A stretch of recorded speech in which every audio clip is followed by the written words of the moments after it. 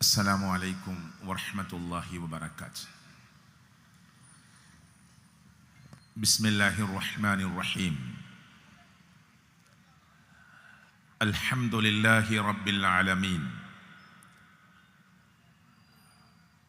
نحمده ونستعينه ونؤمن به ونتوكل عليه ونعوذ بالله من شرور أنفسنا ومن سيئات أعمالنا. اللهم صل على محمد وعلى آل محمد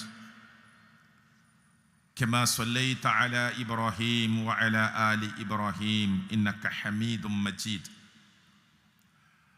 اللهم بارك على محمد وعلى آل محمد كما باركت على إبراهيم وعلى آل إبراهيم إنك حميد مجيد. اتقوا الله حيثما كنتم. ആദരണീയരായ പണ്ഡിതന്മാരെ, ജ്യേഷ്ഠ സഹോദരങ്ങളെ, മാതൃതുല്യരായ ഉമ്മമാരെ, സഹോദരിമാരെ, ഈ സമ്മേളനത്തെ വീക്ഷിച്ചുകൊണ്ടിരിക്കുന്ന ജ്യേഷ്ഠാനീയ സുഹൃത്തുക്കളെ, സർവശക്തനായ അള്ളാഹു ഈ പ്രോഗ്രാം മുന്നോട്ട് വെക്കുന്ന സൊല്യൂഷൻ എന്ന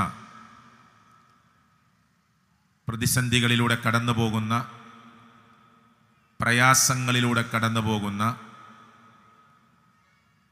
കുടുംബ രംഗങ്ങളിൽ വ്യത്യസ്തമായ മേഖലകളിൽ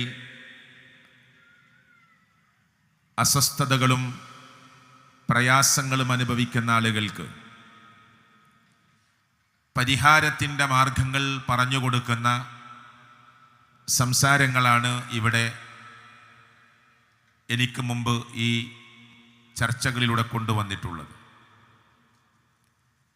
അതിൻ്റെ സമാപന സംസാരമെന്ന നിലക്ക് ഏതാനും ചില കാര്യങ്ങൾ നിങ്ങളുടെ ശ്രദ്ധയിലേക്ക് കൊണ്ടുവരാനാണ് ഞാൻ ആഗ്രഹിക്കുന്നത്.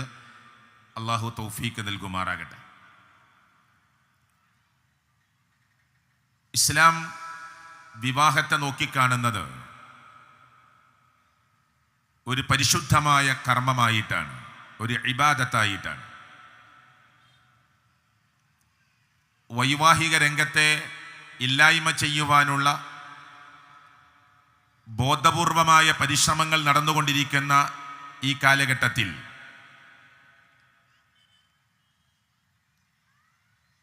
പരിശുദ്ധ ഇസ്ലാം കാലങ്ങൾക്ക് മുമ്പേ സമൂഹത്തിൻ്റെ മുന്നിൽ ദാമ്പത്യമെന്നതും വൈവാഹിക ജീവിതമെന്നതുമൊക്കെ ഒരു വലിയ സൽക്കർമ്മമായി, പുണ്യകർമ്മമായി പഠിപ്പിച്ചു എന്നത് ഈ ചർച്ച ചെയ്യുന്ന സമയത്ത് നാം ഗൗരവമേറിയൊരു വാക്കായി സമൂഹത്തിൻ്റെ മുന്നിലേക്ക് ചർച്ച ചെയ്യേണ്ട ഒരു വാചകമായി കൊണ്ടുവരേണ്ടതാണ്. ഇസ്ലാമിലെ വിവാഹം അത് ചെറിയ സമയം കൊണ്ട് വിശദീകരിക്കുക എന്നത് അപ്രായോഗികമാണ്.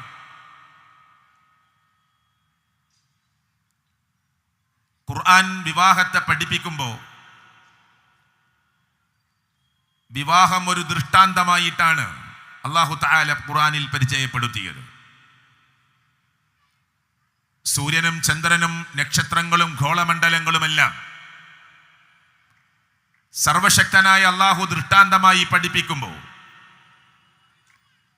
ഒരാണിനു വേണ്ട ഇണ മനുഷ്യവർഗത്തിൽ നിന്ന് ലഭ്യമാക്കി കൊടുക്കുക എന്നത് അല്ലാഹു ദൃഷ്ടാന്തമായിട്ടാണ് പറഞ്ഞത്.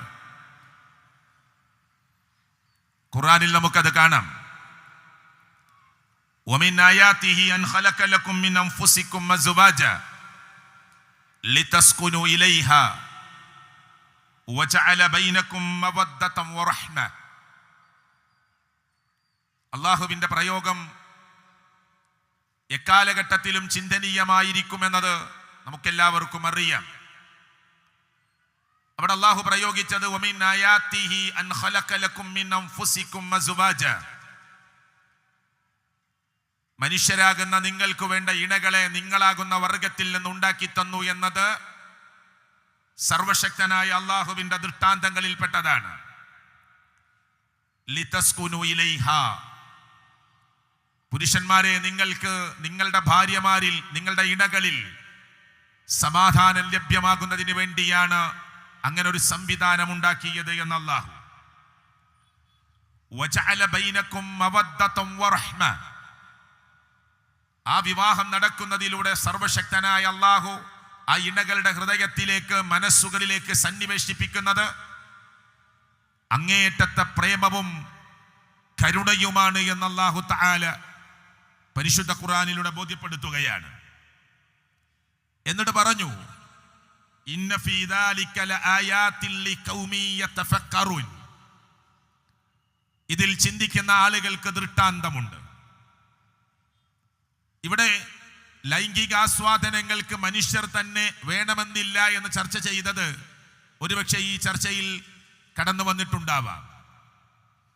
ലൈംഗികാസ്വാദനങ്ങൾ അവരവർ ഇഷ്ടപ്പെടുന്ന രൂപത്തിൽ നടത്തിയാൽ മതി എന്ന് ആഗ്രഹിക്കുന്ന, ലൈംഗികാസ്വാദനങ്ങൾ അവർക്ക് ഇഷ്ടപ്പെടുന്ന രൂപത്തിൽ അത് പ്രായോഗികവൽക്കരിച്ചാൽ മതി എന്ന് ആഗ്രഹിക്കുകയും അതിനുവേണ്ടി വാദിക്കുകയും ചെയ്യുന്ന ഒരു ലോകത്ത് മനുഷ്യരെ നിങ്ങൾക്ക് വേണ്ട ദാമ്പത്യ ജീവിതത്തെ മുന്നോട്ട് കൊണ്ടുപോകാൻ നിങ്ങളാകുന്ന വർഗം, ഇവിടെ കുറെ മനുഷ്യരുണ്ടെന്ന് പറഞ്ഞാൽ അവിടെ പുരുഷന്മാർ മാത്രമാണ് എന്നല്ലല്ലോ അതിൻ്റെ അർത്ഥം. മനുഷ്യരെന്ന പ്രയോഗത്തിൽ ആണും പെണ്ണുമെല്ലാം വന്നു. അതുകൊണ്ട് നിങ്ങൾക്ക് വേണ്ട ഇണ മനുഷ്യവർഗമാകുന്ന സ്ത്രീ വിഭാഗത്തിൽ നിന്ന് നിങ്ങളാകുന്ന ആ വിഭാഗത്തിലെ അതേ വർഗത്തിൽപ്പെട്ടവരെ ഒരുക്കി തന്നു എന്നത് അള്ളാഹുവിന്റെ ദൃഷ്ടാന്തമാണ് എന്ന് സർവശക്തനായ അള്ളാഹു സംശയത്തിനിടമില്ലാതെ പ്രഖ്യാപിക്കുകയാണ്. അപ്പൊ ഞാൻ ഒന്നാമതായി പറഞ്ഞത് അല്ലാഹു തആല വിവാഹ ജീവിതത്തെ, ദാമ്പത്യ ജീവിതത്തെ, കുടുംബ ജീവിതത്തെ, വിവാഹം കഴിക്കുക എന്ന സംവിധാനത്തെ ഒരു ദൃഷ്ടാന്തമായിട്ടാണ് അല്ലാഹു തആല എണ്ണിയിട്ടുള്ളത് എന്നതാണ് ഞാൻ നിങ്ങളുടെ മുമ്പാകെ സൂചിപ്പിച്ചത്. സഹോദരങ്ങളെ, എന്തിനാണ് വിവാഹം എന്ന്, എന്തിനാണ് ദാമ്പത്യമെന്ന് നിങ്ങൾ ചിന്തിച്ചു നോക്കിയിട്ടുണ്ടോ? ആ ദാമ്പത്യത്തിന്റെ ആസ്വാദനങ്ങളുടെ കടന്നു പോകുമ്പോൾ ഈ ദാമ്പത്യ ജീവിതം, ഈ കുടുംബ ജീവിതം, ഈ വൈവാഹിക ജീവിതം സർവശക്തനായ അല്ലാഹു എന്തിനാണ് നമുക്കൊരുക്കി തന്നത് എന്നതിനെ കുറിച്ച് നാം ആലോചിച്ചു നോക്കിയിട്ടുണ്ടോ? ഇവിടെ ചില കാര്യങ്ങൾ നമുക്ക് പെട്ടെന്ന് സംസാരിച്ചു പോകാം. ഒന്ന്, മനുഷ്യവംശത്തിന്റെ നിർമ്മിതിക്ക് വേണ്ടിയാണ്. ഇവിടെ മനുഷ്യവംശം നിലനിന്നു പോകണം. അത് ഏതെങ്കിലും അർത്ഥത്തിൽ നിലനിന്നു പോയാൽ പോരാ, ധാർമ്മികമായ വശങ്ങളിലൂടെ തന്നെ കടന്നു പോകണം. അതുകൊണ്ട് മനുഷ്യവംശത്തിന്റെ നിർമ്മിതിയും നിലനിൽപ്പും ഇവിടെ ഉണ്ടാകണം. ആ അർത്ഥത്തിൽ സർവശക്തനായ അല്ലാഹു വിവാഹത്തെ പരിചയപ്പെടുത്തി. ഇസ്ലാം ലോകത്തിന്റെ മുമ്പിൽ വിവാഹത്തെ പരിചയപ്പെടുത്തി. ലൈംഗികമായ ആസ്വാദനങ്ങൾ കാണും ആണും തമ്മിൽ, പെണ്ണും പെണ്ണും തമ്മിൽ യോജിച്ച് മുന്നോട്ട് പോയിക്കൂടാ എന്ന് നിങ്ങൾ എന്തുകൊണ്ട് പറയുന്നു എന്ന് ചോദിക്കുന്നവർ, നമ്മുടെ രാജ്യമാകുന്ന ഇന്ത്യ രാജ്യത്ത് ഗാന്ധിജിയെ ഓർക്കുന്നവർ, ആദ്യത്തെ വിദ്യാഭ്യാസ മന്ത്രി അബുൽ കലാം ആസാദിനെ ഓർക്കുന്നവർ, ലോകാടിസ്ഥാനത്തിൽ പ്രവാചക ഗുരുവര്യന്മാരെ ആലോചിക്കുന്നവർ, ഋഷിവര്യന്മാരെ ആലോചിക്കുന്നവർ, അവരൊക്കെ ഒരു നല്ല ദാമ്പത്യ ജീവിതത്തിലൂടെ ലോകത്തിന്റെ മുന്നിലേക്ക് സർവശക്തനായ അള്ളാഹുവിന്റെ തീരുമാനപ്രകാരം ഭൂമിയിലേക്ക് ജനിച്ചു വീണവരാണ്. ഒരു പെണ്ണും പെണ്ണും തമ്മിൽ ഞങ്ങൾ ഭാര്യ ഭർത്താക്കന്മാരെ പോലെ സുഖമെടുത്ത് ജീവിക്കുന്നു എന്നതിൽ ഇവിടെ ഒരു പ്രഗത്ഭരും ജനിച്ചിട്ടില്ല, ഒരു പ്രശസ്തരും ജനിച്ചിട്ടില്ല. ഉണ്ടോ? പ്രഗത്ഭരെന്ന് വേണ്ട, പ്രശസ്തരെന്ന് വേണ്ട, ആരെങ്കിലും അതിലൂടെ ഈ ഭൂമിയിലേക്ക് സർവശക്തനായ റബ്ബ് അതിലൂടെ ജന്മം നൽകിയോ? ഇല്ല. അപ്പൊ ഇവിടെ ആണ് മതി, എൻ്റെ ആസ്വാദനത്തിന് ആണിന് ആണ് തന്നെ മതി, പെണ്ണിന് പെണ്ണു തന്നെ മതി എന്ന് വാദിക്കുന്ന ലോകത്ത് ഇസ്ലാം കൃത്യമായ ഒരു കാഴ്ചപ്പാട് ലോകത്തിന്റെ മുമ്പിലേക്ക് വെക്കുകയാണ്. ഇതേ ഈ മനുഷ്യരുടെ ഈ വംശം ഇവിടെ നിലനിന്ന് പോകണം. അത് സുതാര്യമായ നിലക്കാകണം, സുവ്യക്തമായ നിലക്കാകണം, ധാർമ്മികത നിലനിർത്തിക്കൊണ്ടാവണം. ലോകത്തിന്റെ രക്ഷിതാവായ സർവശക്തനായ അള്ളാഹു വച്ച നിയമങ്ങളെ പാലിച്ചുകൊണ്ടാവണം. ഏതെങ്കിലും അർത്ഥത്തിലുള്ള ഒരു ആസ്വാദനത്തിന് വേണ്ടി മാത്രമല്ല ദാമ്പത്യം എന്നത്. ആസ്വാദനം എന്നത് ഒഴിച്ചുകൂടാനാവാത്ത ഒന്ന് തന്നെയാണ്. പക്ഷേ അതിലൂടെ ലക്ഷ്യം വെക്കുന്ന ചില കാര്യങ്ങളുണ്ട്. നല്ല സന്താനങ്ങൾ ഉണ്ടാവുക എന്നത്, നല്ല കുടുംബജീവിതം ലഭിക്കുക എന്നത്, അതിലൂടെ മാതൃകാപരമായ ഒരു മാതാവിനെ കണ്ടു വളരുക എന്നത്, മാതൃകാപരമായ ഒരു ഉപ്പയെ കണ്ടു വളരുക എന്ന്, അച്ഛന്റെ ത്യാഗപൂർണമായ ജീവിതത്തെ കണ്ടു പഠിക്കുക എന്നത്, അങ്ങനെ ഒരുപാട് ലക്ഷ്യങ്ങൾ അതിലൂടെ കടന്നു വരുന്നുണ്ട്. അതുകൊണ്ട് എന്തിനാണ് ദാമ്പത്യമെന്ന് ചോദിക്കുന്നവർക്ക് മുമ്പിൽ പ്രിയപ്പെട്ടവരെ, ഈ ഭൂമി സർവശക്തനായ അല്ലാഹു തആല മനുഷ്യ വിഭാഗത്തിന് വേണ്ടി ഒരുക്കി വെച്ചതാണ്. അത് അല്ലാഹു തആല ഖുർആനിൽ ആശങ്കകൾക്കിടമില്ലാതെ പ്രഖ്യാപിച്ചതുമാണ്. ഖലഖ ലക്കും മാ ഫിൽ അർളി ജമീഅ എന്ന പ്രയോഗം പരിശുദ്ധ ഖുർആനിൽ കാണാം. നിങ്ങൾക്ക് വേണ്ടിയാണ് ഇവിടെയുള്ള എല്ലാം അല്ലാഹു തആല സൃഷ്ടിച്ച് സംവിധാനിച്ചു വെച്ചത് എന്ന്. ആ മനുഷ്യ വംശത്തിന്റെ നിലനിൽപ്പ് ഭംഗിയായി ഏറ്റവും നല്ല രൂപത്തിൽ കടന്നു പോകണമെന്നത് സർവശക്തനായ അള്ളാഹുവിന്റെ പ്രയോഗത്തിലും ആ ദാമ്പത്യ ജീവിതത്തിന്റെ ലക്ഷ്യത്തിലും പെട്ടതാണ് എന്ന് ഗൗരവമായി ഓർക്കുക. 2, ദാമ്പത്യ ജീവിതം എങ്ങനെയെങ്കിലും കടന്നു പോയാൽ പോരാ, ധാർമ്മിക പരിശുദ്ധിയുള്ള ഒരു കുടുംബ രൂപീകരണം ഇവിടെ നടക്കണം.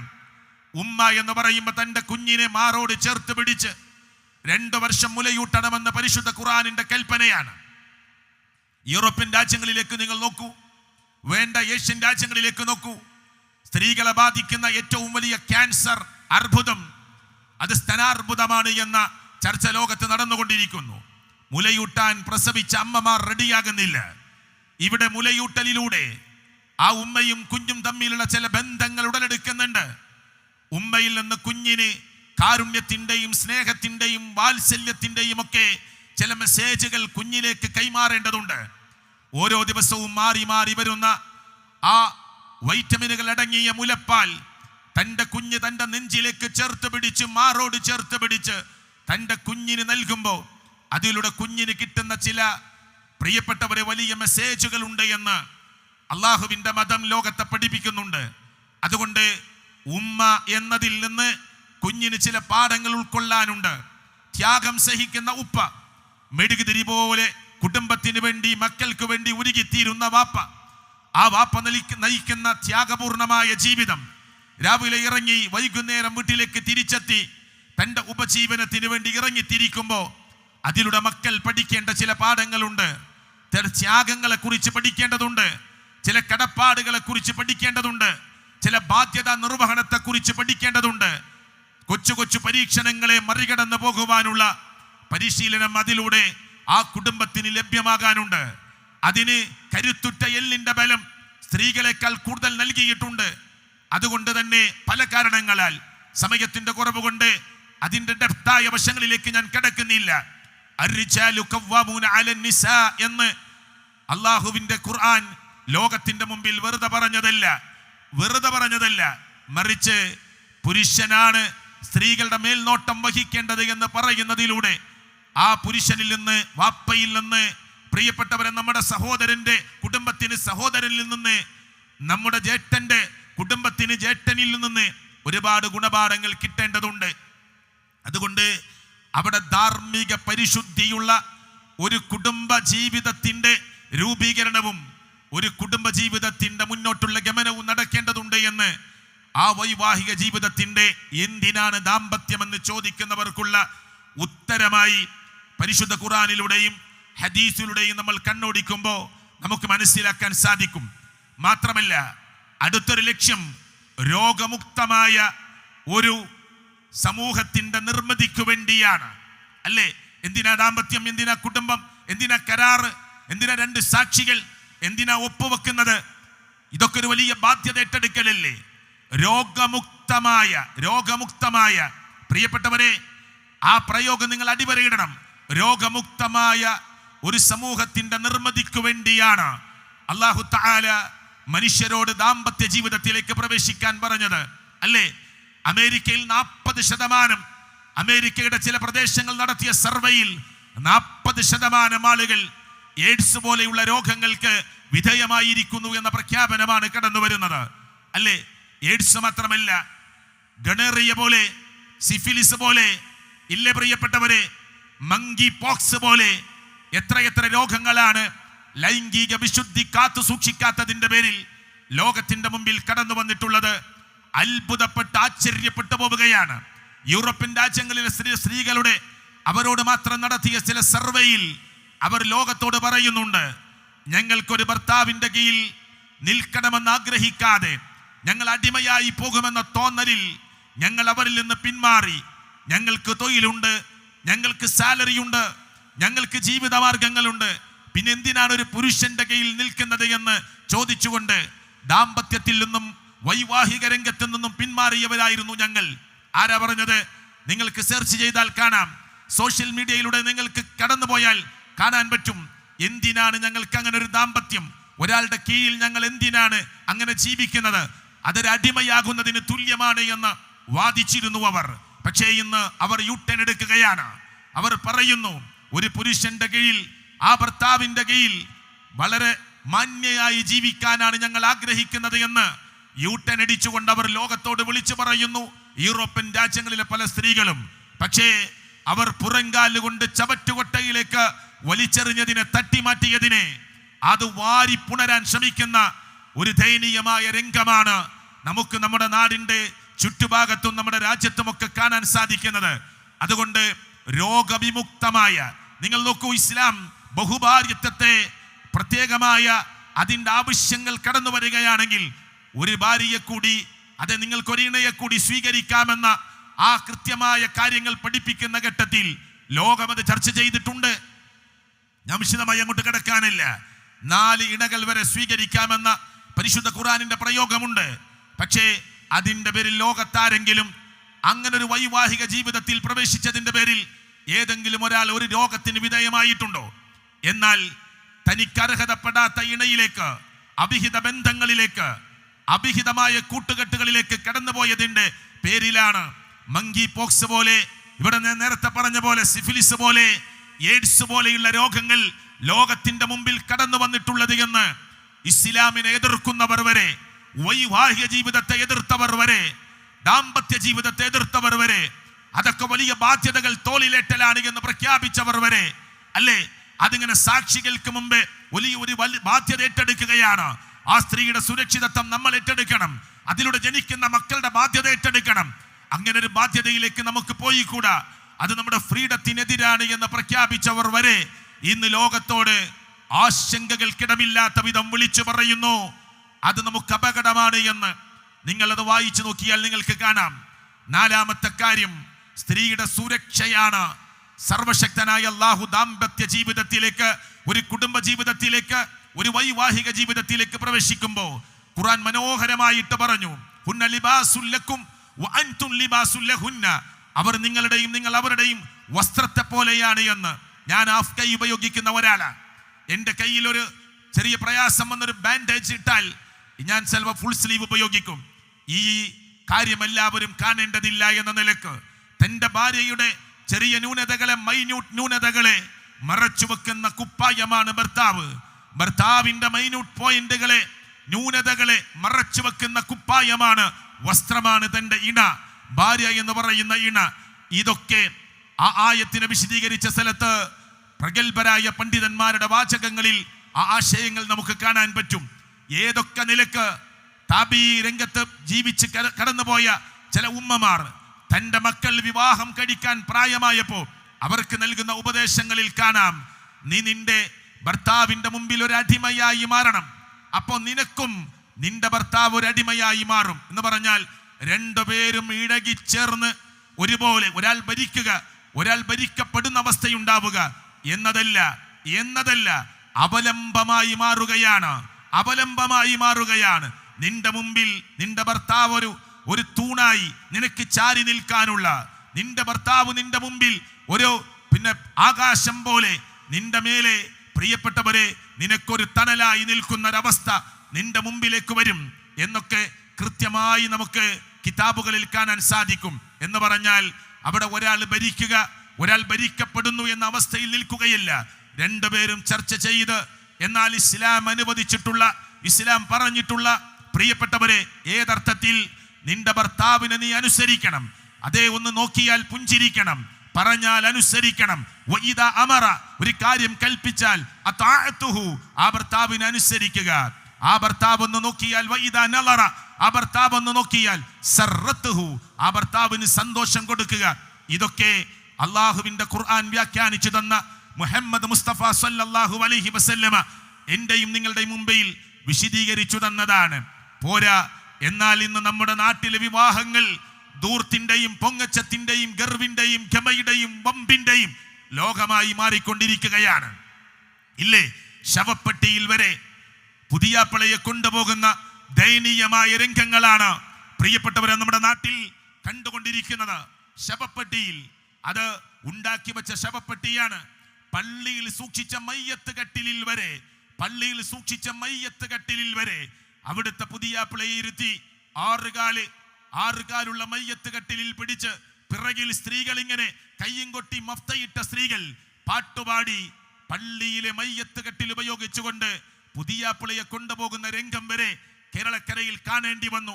മയ്യത്ത് കട്ടിലിൽ, ഒരുപക്ഷെ നിങ്ങൾ സ്ക്രീനിൽ കാണുന്നുണ്ടാവാം, മയ്യത്ത് കട്ടിലിൽ വരെ, അതുപോലെ ശവപ്പെട്ടിയിൽ വരെ പുതിയാപ്പളയെ ഇരുത്തി ചില കോപ്രായങ്ങൾ കാണിക്കുന്ന, ചില കോമാളിത്തരങ്ങൾ കാണിക്കുന്ന, ഇതൊക്കെ ഒരു വലിയ സംഭവമാണ് എന്ന് വിചാരിക്കുന്ന ചില ആളുകൾ നമ്മുടെ നാടുകളിൽ വളർന്നുകൊണ്ടിരിക്കുകയാണ്.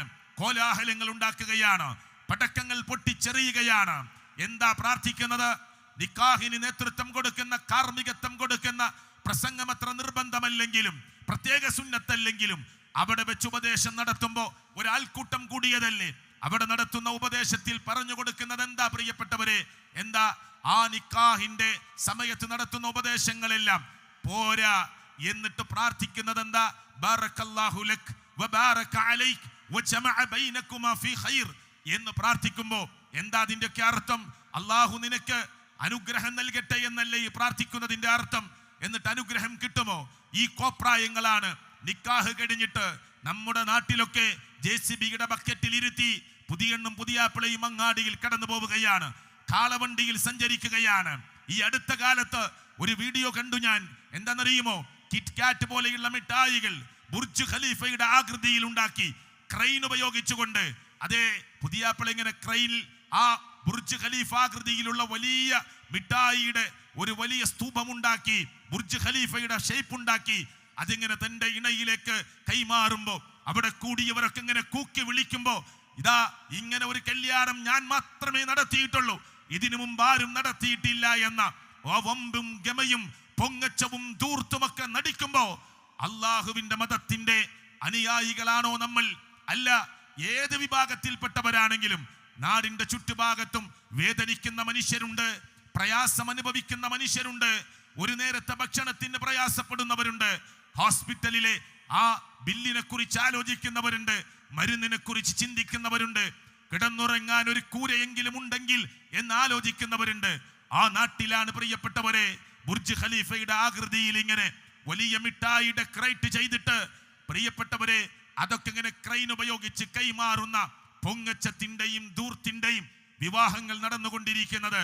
ഇത് മാത്രമല്ല, പെണ്ണ് കാണാൻ പോകുന്ന വീട്ടിലേക്ക് എളാപ്പയുടെ, മുത്താപ്പയുടെ, ഉമ്മയുടെ അനിയത്തിയുടെ, ഉമ്മയുടെ ജേട്ടത്തിയുടെ കൂട്ടുകുടുംബങ്ങളിൽപ്പെട്ടവ സ്ത്രീകളും പെൺകുട്ടികളും എല്ലാം ഇങ്ങനെ വലിയ മിഠായികൾ ബുർജ് ഖലീഫയുടെ ആകൃതിയിൽ, ആ കുത്തബ് മിനാറിന്റെ ആകൃതിയിൽ, താജ്മഹലിന്റെ ആകൃതിയിലൊക്കെ വീടുകളിലേക്ക് കടന്നു ചെന്ന്, കല്യാണം ഒരു ഇബാദത്താണ്, വലിയൊരു പുണ്യകർമ്മമാണ്.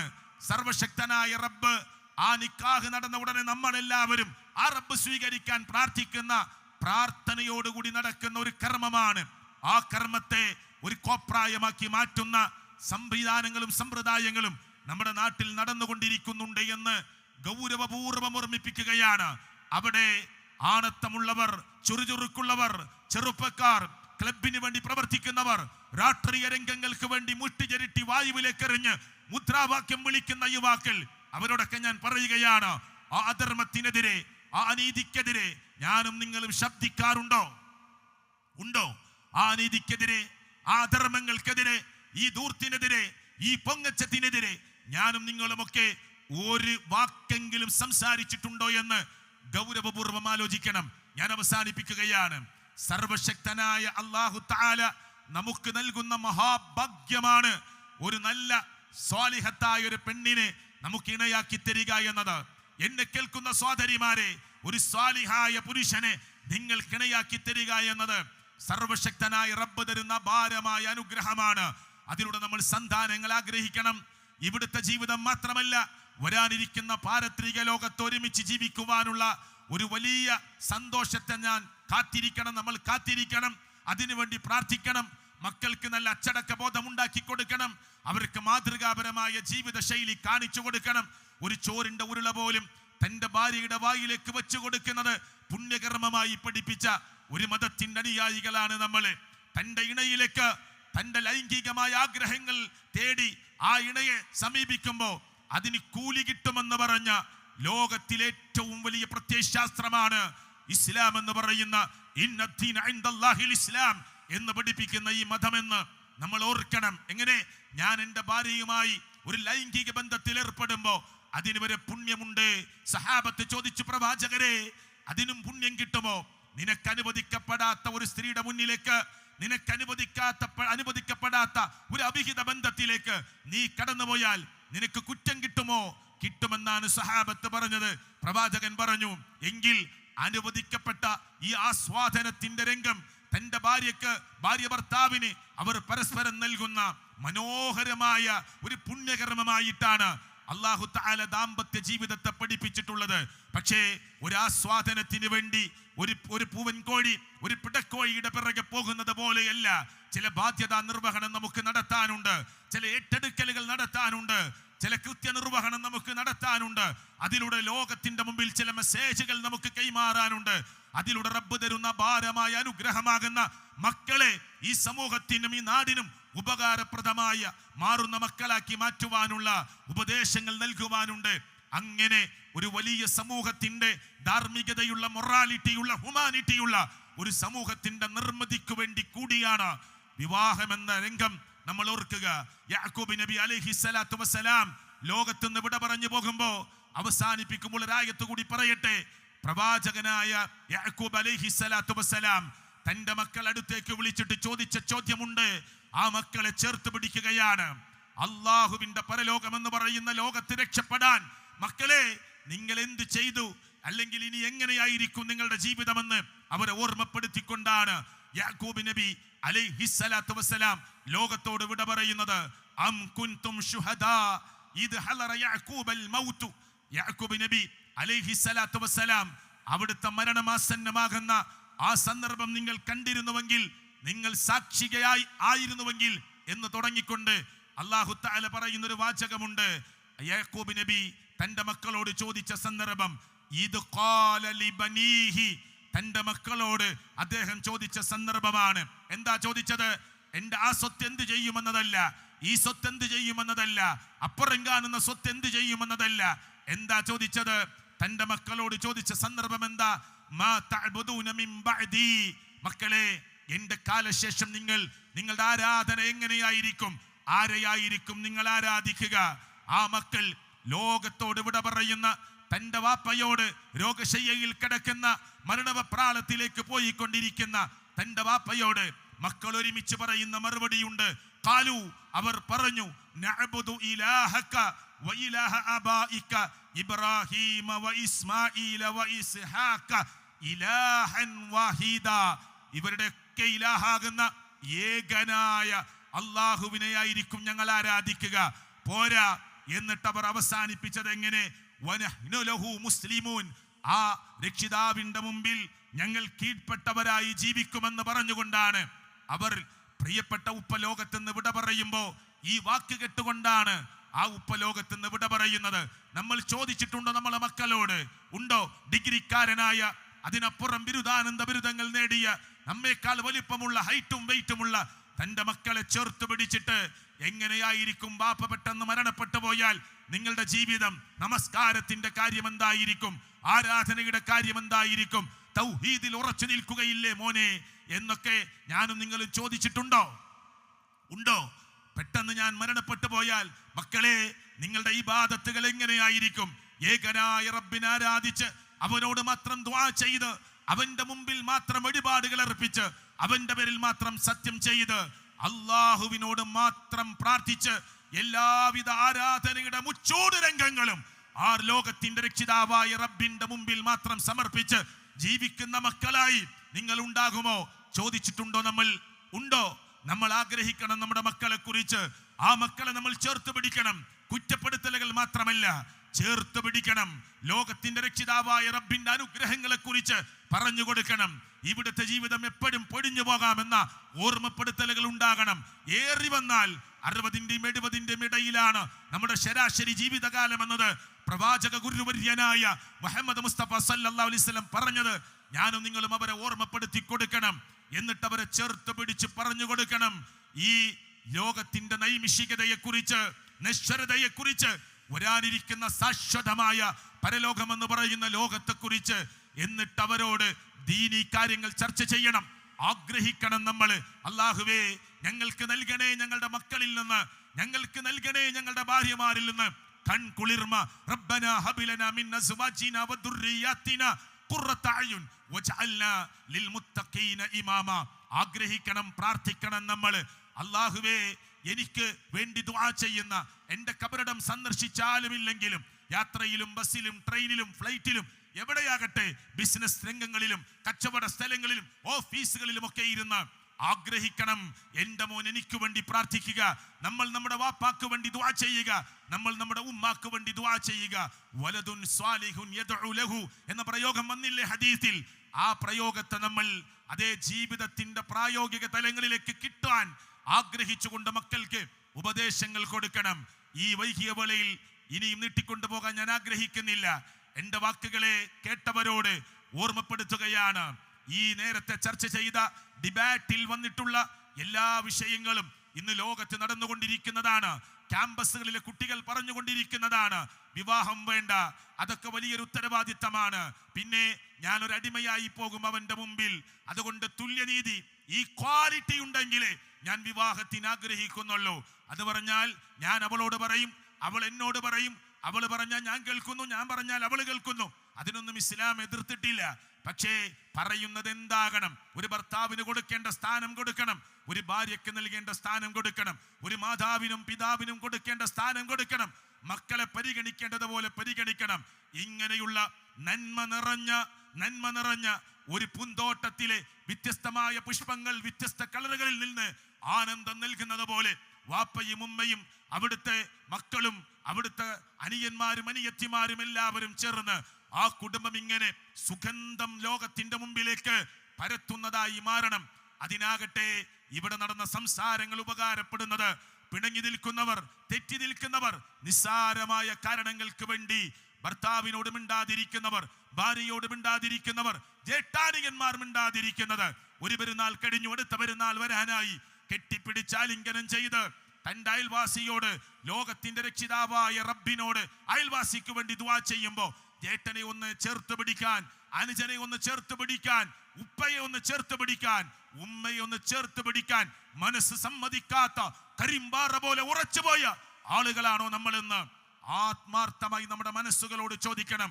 അള്ളാഹു ചിന്തിപ്പിക്കുന്ന, ആലോചിപ്പിക്കുന്ന പരിശുദ്ധ ഖുർആനിന്റെ വചനങ്ങൾ കേൾക്കുമ്പോ, ഹദീസുകൾ കേൾക്കുമ്പോ, ചരിത്രങ്ങൾ കേൾക്കുമ്പോ നമ്മുടെ മനസ്സിനെയും ചിന്തിക്കാൻ പറ്റുന്ന, ആലോചിക്കാൻ പറ്റുന്ന പാകത്തിലാക്കി അള്ളാഹു അനുഗ്രഹിക്കുമാറാകട്ടെ. റബ്ബനാ അതിനാ ഫിദ്ദുനിയ ഹസന വഫിൽ ആഖിറതി ഹസനത വഖിനാ അദാബന്നാർ. ആമീൻ ആമീൻ ബിറഹ്മതിക യാ അർഹമർ റഹീമീൻ. സുബ്ഹാനകല്ലാഹുമ്മ വബിഹംദിക അഷ്ഹദു അൻ ലാ ഇലാഹ ഇല്ലാ അൻത അസ്തഗ്ഫിറുക വഅതൂബു ഇലൈക. അസ്സലാമു അലൈക്കും വറഹ്മത്തുള്ളാഹി